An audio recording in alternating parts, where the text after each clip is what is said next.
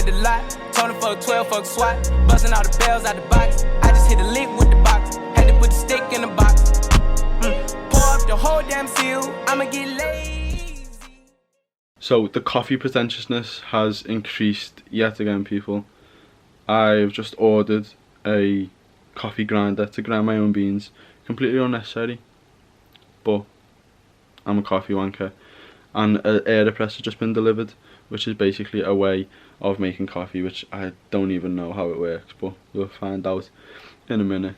Jack said it's going to fall off tomorrow when we go to do episode 4 of Coffee and Coaching. Isaac, what coffee have you got today? Got AeroPress, bitch. Do something. That's what I'll say to him. We also, this morning, have had a delivery of hair clippers, which is fucking fantastic, because the trim is dead. It died like 2 weeks ago, so gonna give that a go with some actual hair clippers instead of beard trimmers, and hopefully I don't look like a homeless person after it. And then I'm gonna show you all how to get peeled, how to set up a dieting phase properly, and let's talk about diet breaks as well. I've just decided now, let's do diet breaks too, because the fucking boss.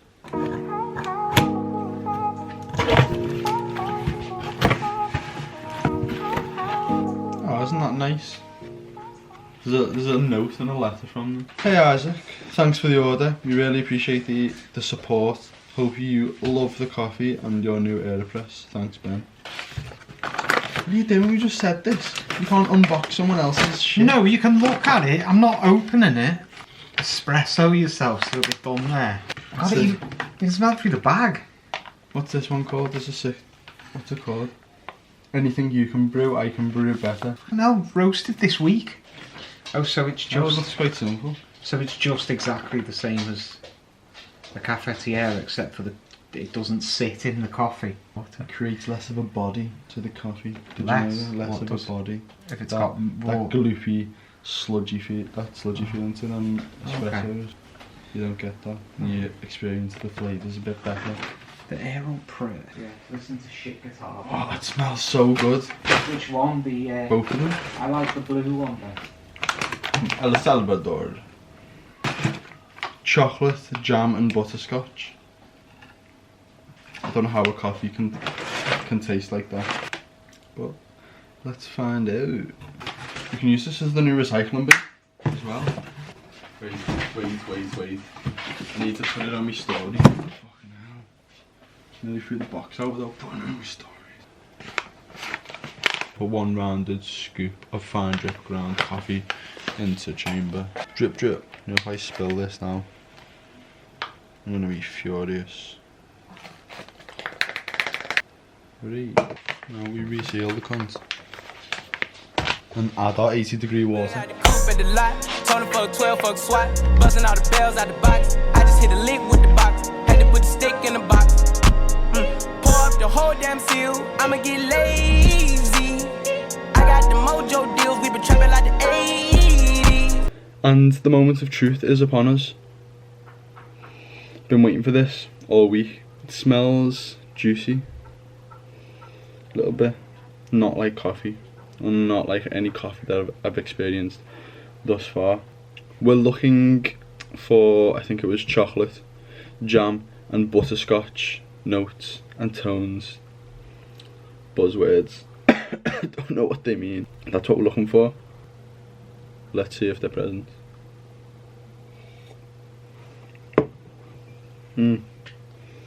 Wow.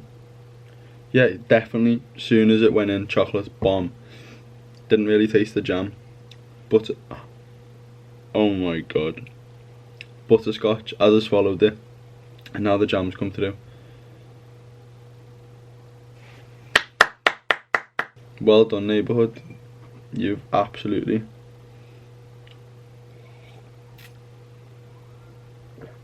You've smashed it. That's gorgeous. Today, lots and lots of work to do, so pairing it with, in fact, I won't show you that, I'll show you this. Pairing it with my go-to cognitive enhancer. The line's a bit shit there, isn't it? Do you know what? Let me close this curtain. That'll do. It looks like a good thumbnail, that, doesn't it? There we go. My go-to cognitive enhancer. My go-to cognitive enhancer. Yes, nailed it.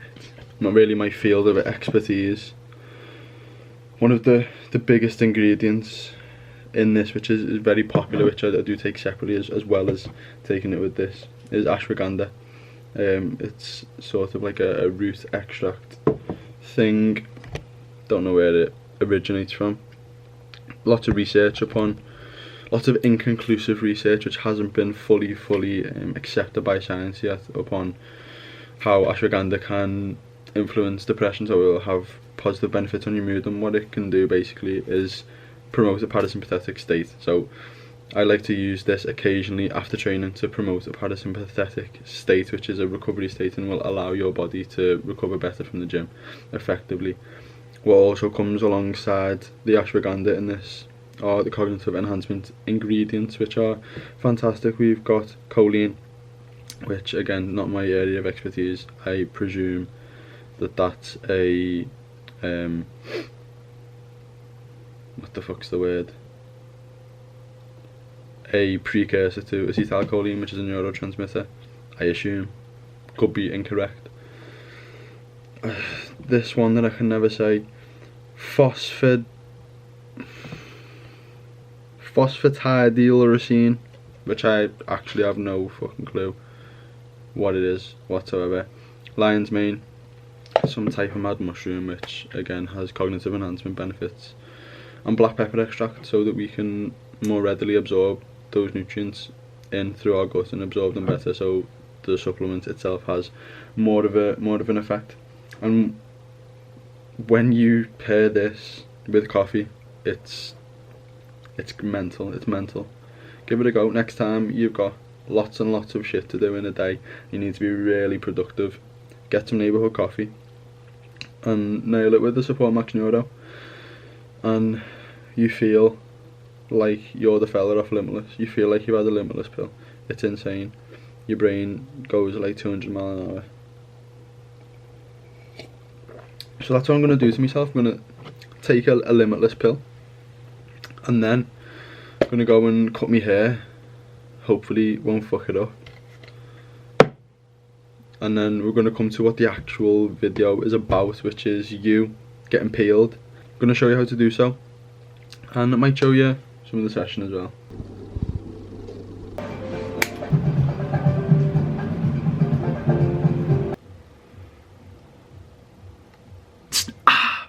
Fuck. It's not that good. It's alright, it's decent, I'm happy with it. For a lockdown haircut, as lockdown haircuts go, it's very good. The clip has died as I was finishing it off, so the lineup is not the greatest. Mum did very well with the fade, and I just did the shape at the end. Awesome. Made another coffee because I'm excited. This is now number 4. We're back in the bedroom, which I'm not really happy about. I like to move around the house with the different scenes, but the living room is getting painted, and the garden is loud as fuck because it's a sunny day for once, and English people lose their fucking brains when a bit of sun comes out, so the neighbourhood's just full of shit tunes, which not conducive to a video about fat loss. So we're back in the bedroom. Gonna get the whiteboard out and take you through how to get peeled. What we need to majorly consider when setting up a diet is, unless you're trying to get below, unless you're trying to get to 6% body fat, is it effective and is it sustainable? If it's not effective, obviously what the fuck are you doing it for? But if it's not sustainable, again, sort of feeds in, then going to not be effective. If you can only stick to a diet for 2 weeks before you fall off because it's too hard or too restrictive, what the fuck? There's no point in doing that.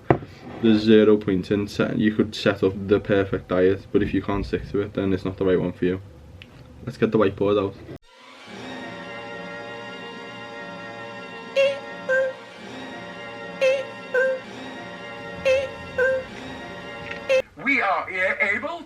is pneumatic manipulated exercises through the breath and pressurizing, and to get into the deepest part of the brain. That's the DMT. The DMT, and it's to release trauma. And it's also bloody nice. Shut the fuck up, Wim. Wim Hof. Does he know what he's talking about? Or has he got a very, very shallow level of understanding of loads of shit and just comes up with his own ideas? That's what I think. Wim chats one. Wim chats one. And now let's get into how to set up a dieting phase for beginners. It's going to be very, very simple. Keep it nice and brief. We can go into much more detail, but for the purpose of YouTube video, no one wants to sit here and listen to science. Now, the first and foremost doesn't make sense. The utmost, that doesn't make sense either. The thing which underpins all programming for me in terms of a dieting phase is making sure that there's a balance between effectiveness and sustainability. So obviously the diet needs to be, I don't need to hold this up for the whole time, the diet needs to be effective, obviously, if you're going to yield results from it. It also needs to be sustainable. So if you're not able to stick to the diet, it's not going to work, regardless of how incredibly designed it is. If you can't stick to it, it's not the one for you. So it needs to be very individualized. It needs to be made specifically for you if it's going to have any effect whatsoever. But we're going to go through the basics, and then we're going to come to a few frequently asked questions at the end about how to make it actually fit the lifestyle of an individual. So, first thing we're going to talk about is working out your maintenance calories, and what that means is how many calories do you need to maintain weight. If we're looking for fat loss, we're trying to create what's called a calorie deficit, which means you eat less calories each day than you burn off. So we need to work out how many calories you're burning each day. If we eat the same amount as that, then we will maintain weight. If we eat less than that, we will lose weight. If we eat more than that, that's when we put weight on. So it's important first to work out how many calories we're actually burning. And how you can do that is through working out what's called your BMR, which is your basal metabolic rate, which is how many calories you'll burn simply by just being alive. Your BMR can sort of predict how many calories you burn throughout the day when we multiply it by your activity factor. So when I'm working out what calories to put clients on, I will always refer to one of these two equations. So there's two different equations for depending upon what sex you are. So this is the equation for men. This is the equation for women. And by, focus on me you dickhead, there we go. And by plugging in body weight, height and age, you can get a pretty accurate prediction of what your BMR is. It's never going to be absolutely bang on. We would need direct calorimetry methods for that, which are very expensive, and you'd have to sit in an airtight room for 24 hours. No one could be fucked with that. So this is pretty accurate. So that's great. This one's better if you know what your lean body mass is and your fat mass. For those of you who don't, just use that one I've just shown you. Mind my horrible scribbling. So this now takes into consideration lean body mass, fat mass, sex and age. So if you know those four things, then you can use that equation. If you're a male, you just place a 1 in where it says sex. If you're a female, it would be 0. That is absolutely hilarious. Looking back at them figures, lean body mass 65 kg, fat mass 9, and I used to weigh 75 kg. Now I'm a big fatty at 88. Not a fatty, a unit. Let's get back to it. So once you've worked out your BMR, you then need to work out your activity factor, and whatever value you came up with your BMR, you then times it by the activity factor. Hopefully these are up on the screen now. Depending upon how active you are, you multiply your BMR by that number and it will give you your maintenance calories. So now we know how many calories you're burning each day. We now need to create a calorie deficit, so we need to make sure that we're consuming less calories each day than what you're burning. And we can do that in one of two ways. We can reduce the amount of calories that we eat, so we reduce our intake, or we can increase the amount of calories that we burn off in a day. And probably approaching it in both ways is the most effective. So reducing the amount of food that you eat and increasing the amount of calories that you burn.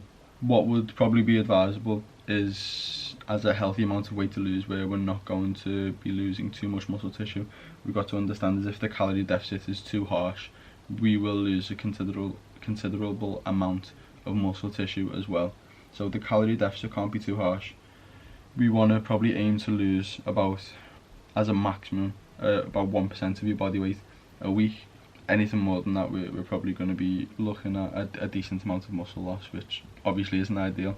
Now this is where we can get ridiculously scientific in making sure that we've created the perfect calorie deficit straight from the off. That doesn't necessarily need to happen straight off the bat if you're new to fat loss. All we need to do is put you into a deficit. Reducing your intake by 2 to 3, maybe 400 calories from the off, and maybe doing cardio twice a week for half an hour, for example, is a great way to shove you into a deficit. You can adjust that deficit so you can eat less, you can move more, depending upon the next point, which is number 3, monitor progress and make changes. So monitoring progress through scale weight, physique pictures, even tape. I'm not personally a fan of tape measurements, but some people like them. Looking at how your physique actually looks, like take pictures and compare them week to week. Grab yourself, feel, is the fat going? Look at the scale weight.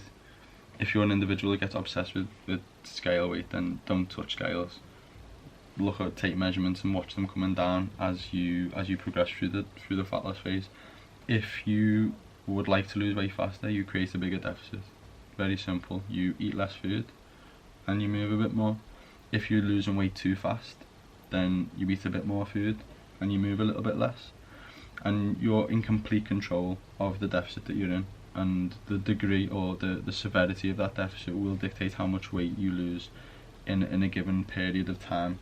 What's really, really important to consider, well, let's go back to the start. When we're looking to set up a fat loss phase, our aim is to lose as much fat as possible whilst retaining as much muscle tissue as we can. You can lose loads of fat and then look like shit because now you've gone skinny, you've lost lots of muscle.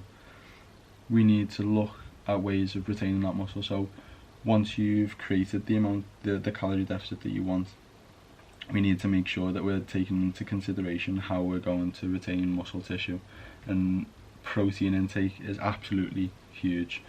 So the generally accepted quantity of protein that is needed to retain muscle tissue is 0.8 to 1.2 grams per pound of body weight. So if we took, for example, a 200-pound individual, they would be looking to eat 0.8 to 1.2 grams per pound. So if they weigh 200 pounds, that means you times 200 by 0.8, which would give you 160 grams, and then you times 1.2 by 200, which would give you 240 grams. So falling anywhere in between there is sort of accepted as a decent amount of protein to make sure we're retaining tissue. Personally, I think we can go a little bit higher than that, but it needs to be, again, specified to the individual. If you weigh 200 pounds and you cannot handle 160 grams of protein, because you may try that and then be constipated for a week, or you may be having nasty farts, and no one wants that. So if you've worked out now that you want to take in 1500 calories, well, now you need to work out what your protein is and how many calories are in your amount of protein. So if you had chosen to eat 100 grams of protein, understand that in protein, in fact, I'm going to write this on the board. So protein, which is the P here, 1 gram of protein has 4 calories in it. 1 gram of carbs has 4 calories in it. That's 3.75, but we'll just say 4. 1 gram of fat has 9 calories. So if you've worked out that you need to have 100 grams of protein, then that means 400 of your calories are coming from protein. And now, if you said you're going to eat 1500, you've now got 1100 to make up with fats and carbs. And you can really do whatever you want with that, especially if you're new to dieting and training. If you're more advanced, you probably are more aware of the necessity to have a higher carbohydrate diet to fuel performance. All I would say is do whatever you want with carbs and fats. I honestly don't think it matters that much. Make sure that you're hitting an adequate amount of fat, and to me an adequate amount of fat is about 0.5 grams per kilo of body weight. So if you weigh 100 kilos, have 50 grams of fat. Unless you're trying to step on stage, it's going to have to go lower. You know, when you're in the middle of a scene and the memory runs out, it's fucking boss that. I can't even remember what I was saying now. It's pissed me off that. I'm just going to summarise because I lost my train of thought. What we need is to work out your BMR using the equations that we've been through, times it by your activity factor to work out your maintenance calories, and create a deficit by reducing your calorie intake or increasing your calorie expenditure. And depending upon how fast you want to lose weight, you can either decrease that deficit and lose weight slower, or increase that deficit and lose weight faster. You can increase it by moving more and eating less. You can decrease it by eating a little bit more and moving a little bit less. Monitor your progress to check how quickly you're moving towards your goals. Try not to lose more than 1% of your body weight a week. So if you're a 200 pound individual, don't lose more than 2 pound a week. Macros, make sure your protein is high. You're eating a high protein diet, and your resistance training to make sure that you're telling your body, right, we need to hold on to this muscle tissue, otherwise you'll lose all the fat and you'll look skinny and shit. 0.8 to 1.2 grams per pound of body weight. You can push it as high as you want, as long as your digestion can handle it. Going for 10 shits a day, probably reduce your protein. It's probably too high, and that's just going to be counterproductive. But Isaac, it's all well and good knowing about calories and intake versus expenditure and all that, but how do you actually go about it? Well, I'm glad you asked. What we need to do, well, let's deal with expenditure first, because that's probably the easiest one to deal with. You simply need to move more. People massively underestimate the power of steps. Just up your steps straight away. If you're going from 6,000 steps, hit 10, and that's going to put you in a 200 calorie deficit, or it's going to burn around about 200 calories depending upon your weight.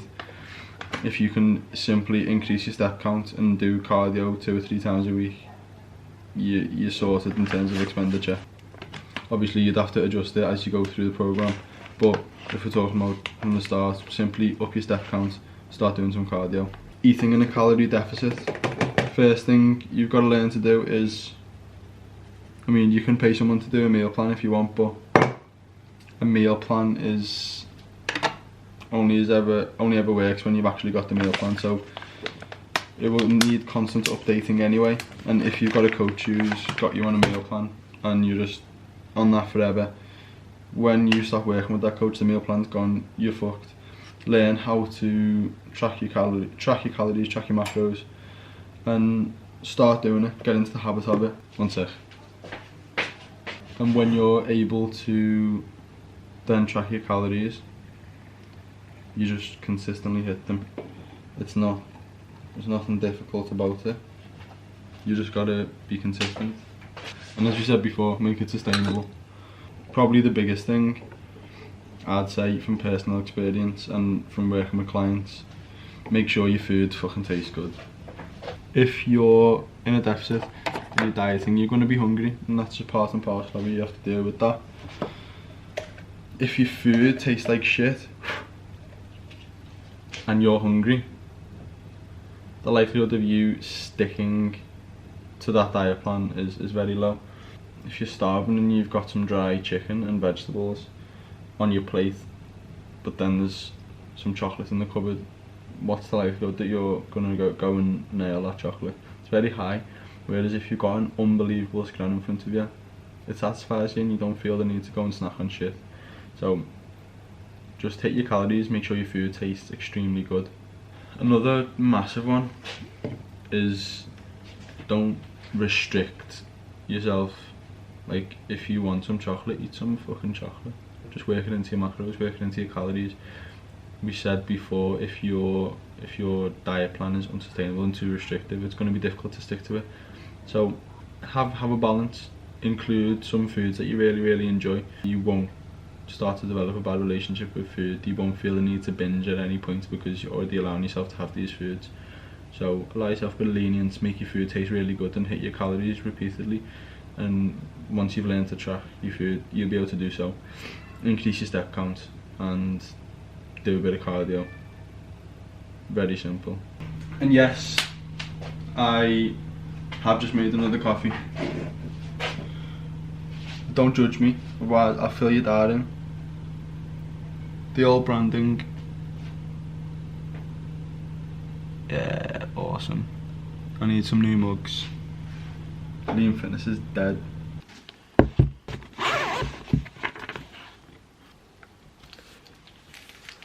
So, it was good that. One-handed. Getting used to this vlogger life. So, gonna go and train now. Nailed the coffee. Done some client work. And just sprouted the thought into my mind. Probably not the right word. What I would say is, if you're dieting and your calories are low, one thing to consider is making sure that your carb intake is adequate pre and post workout. We want carbs pre-workout so that we can train dead hard, and we also want them post-workout so that we can replenish those stores of carbohydrates in our muscles so we can train hard again tomorrow or the next day. And also we're going to help shuttle protein and amino acids into your muscle so you can grow a little bit faster. So don't be a keto wanker, basically, is what I'm saying. So if you're an individual who trains very early in the morning, you don't have time to get a pre-workout meal in to get those carbs in, definitely throw an intra-workout in. I'm gonna double scoop the bastard today. Fuck, I missed. She said the nigga so got a cash out. Told him wipe a nigga no. Say slash. I won't never sell my soul, and I can back that. And I really wanna know where you at, where I was at back, where the stash at. Diet breaks. That's very scruffy board, that, innit? Oh well. Diet breaks are, in my opinion, the future of fat loss, the future of weight loss. So what is a diet break and how do you actually do it? So what we do is spend a period of time in a calorie deficit. Once you've created your deficit, you may spend 2, 3, 4, 5, 6 weeks in a deficit, however long you want to do it. And then you bring your calories up to maintenance for a week, 5 days, 10 days, however you want to structure it. There's so much freedom depending upon how harsh your deficit is. So if you are losing 1% of your body weight a week, maybe losing more than 1% of your body weight a week, it would be advisable to shove a diet break in probably more often than every 6 weeks, or potentially every 3, every 4 weeks, shoving a diet break in. Emerging science is showing that when we incorporate diet breaks into our fat loss period, we see greater retention of muscle mass, is a better phrase, and we maintain our metabolic rate a lot better. Your metabolic rate is basically a fancy way of saying how many calories you burn each day. When we diet for a long time, your body will start to put things in place to try and reduce the amount of calories you burn each day. So tiny things like you'll fidget less, you'll be less energetic, you'll talk a bit slower, you'll blink a little bit slower. If your metabolic rate slows to such a point, it can actually remove the deficit that you created. So by implementing a diet break, we can maintain your metabolic rate and keep it high and keep it as it always was, so that we can always eat a normal amount of food. If your metabolic rate's continually coming down, there'll be a point where you're on like 1,000 calories, and it's ridiculous, it's unsustainable and unacceptable. That's a strong word. unsustainable and unrealistic to expect yourself to be able to do that for so long. So it clearly seems to be advantageous to implement diet breaks. I'm currently trying one myself. I've done 4 weeks of about 30% calorie restriction, so I was maintaining on about 3,600 calories. Brought it down to 2,500. Now I am in my diet break currently. My calories now are back up to 3,600 because that's my calorie maintenance level. So now we spend a week at maintenance, and then now we dip back down next week into a deficit again, into the same degree of deficit, and we continue to lose fat. Yeah, we're retaining more muscle and we're maintaining metabolic rate. And what's also fantastic about diet breaks is what I'm currently experiencing. When you're dieting for a decent period, it gets to the point where you're thinking, fuck, just give me some food. And now I've gone from 2,500 calories to 3,600. It's an absolutely humongous jump. 1,100 calories. I'm stuffed all day, every day, for this whole week. And now I'm getting to the end of the week, and it's Saturday today. I can't wait for Monday to go back into a deficit because I can't even be arsed trying to eat this much food. It gives us that psychological break from trying to eat no food all the time, and it actually increases the desire to not stuff your face. So it's fantastic in that way. Obviously it has the physiological benefits, but I feel there's lots of psychological benefits to be able to maintain a diet break for a decent period. And I'm going to end the video there. I have nothing more to say on the basics of fat loss. Obviously we can get much more complicated.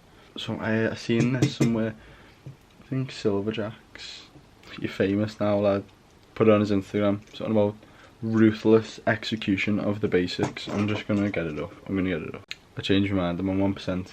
I think it was something along the lines of ruthless execution of the basics yields results. Something along those lines, and it's true. Don't need to overcomplicate things. Put yourself in a deficit, reduce stress, train like a fucking animal, and your body composition will improve. Don't need to overcomplicate it. If you got something from this video, please like it, comment on it, subscribe to my channel, all that good shit, and have a fantastic day.